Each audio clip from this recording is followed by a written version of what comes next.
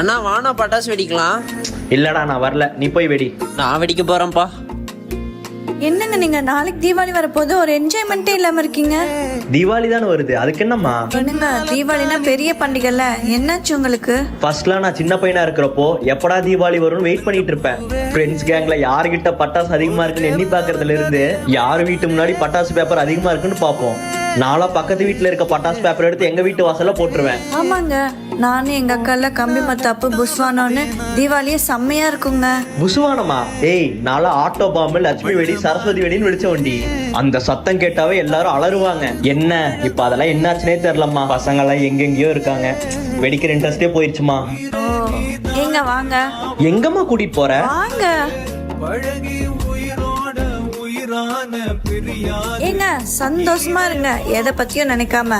இது நம்ம குழந்தையோட கொண்டாடுற ஃபர்ஸ்ட் தீபாவளி.